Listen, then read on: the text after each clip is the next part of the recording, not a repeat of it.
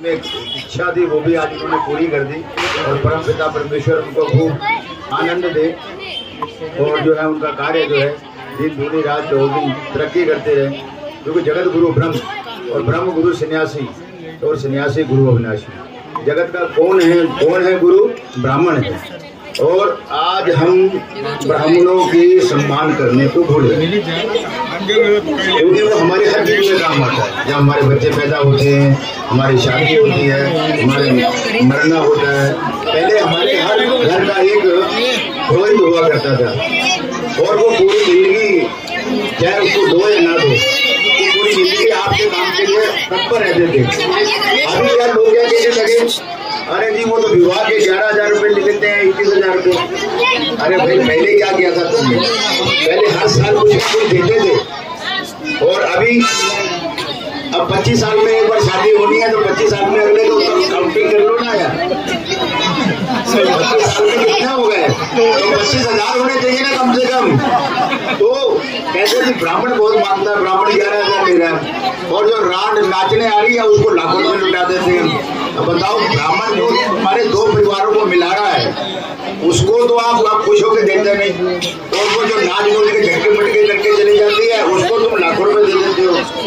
तो इसलिए क्या होता है, वो आज विवाह में तलाक हो रहे 70% इसीलिए, क्योंकि ब्राह्मण का आशीर्वाद ले नहीं रहे। फिर उसको रिश्वत देंगे, पंडित जी ऐसा करो आधे घंटे में ना ये पूजा कर दो हमारे विवाह में। अब वो जो 7 फेरे लेने होते हैं, 7 वचन लेने होते हैं, वो भी पूरे नहीं होते और वहाँ कोई ना कोई बोल रहा था हुर करके। तो जो है कैसे होगा?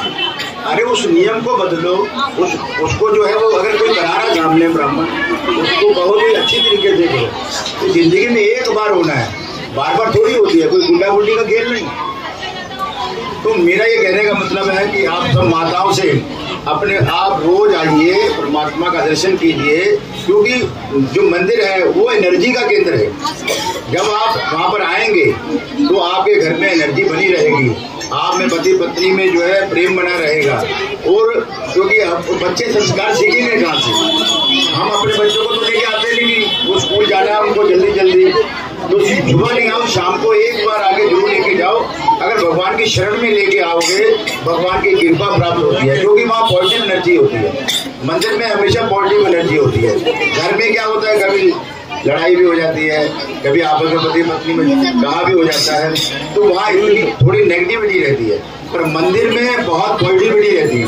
अगर हम उसको यहाँ पर देखें, हमें इसलिए मंदिर आना चाहिए, वो संस्कार हमने छोड़ दिए कि गुरुजी समय नहीं मिलता है ना, तो हमारे पास समय नहीं होता। उस समय तो आपको निकालना पड़ेगा। अब 24 घंटे तो जो है आदमी रोटी नहीं खा रहा ना, 24 घंटे सो नहीं रहा, बाकी सारे काम भी तो हो रहे हैं। तो भगवान को अगर 5 मिनट दोगे तो जैसे हमारे माता पिता की हम अपनी सेवा करते हैं, वो हमारे जगत पिता है, वो जगत माता है। और क्या है, अगर हम उनकी शरण में जाएंगे, कुछ नहीं कहना, कोई मंत्र नहीं पढ़ना, केवल यही कहना प्रभु मैं आपकी शरण में आई हूँ, मैं आपकी बच्ची हूँ, मेरे ऊपर अपना बर्दाश्त रखना। केवल आप इतना रोज अगर कह के जाओगे, आपके घर में आनंद हो जाएगा, सुख शांति समृद्धि होगी, कुबेर के खजाने भर जाएंगे। इसलिए ये करके देखो आप, केवल 40 दिन।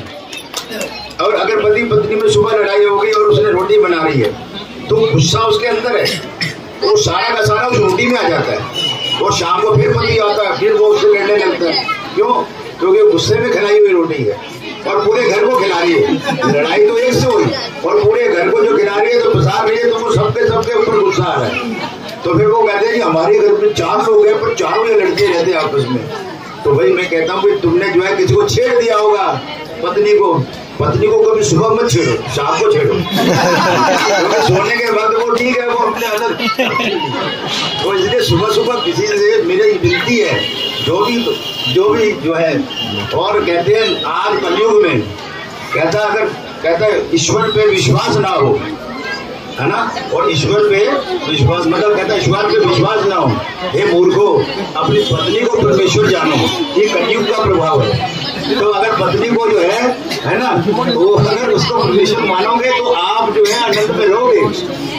अगर तर्क करके फिर तो तुम्हारी बात गई। इसलिए बड़े प्रेम से रहो, प्रेम से खाओ और प्रेम से खिलाओ। तो मैं ज्यादा समय नहीं लूंगा, क्योंकि अभी जो है इतना ही माता की बैठ भी पा रही है, बहुत बड़ी बात है ना। ज्यादा बोलूंगा तो फिर मेरे को अगली बार बुलाएंगे नहीं।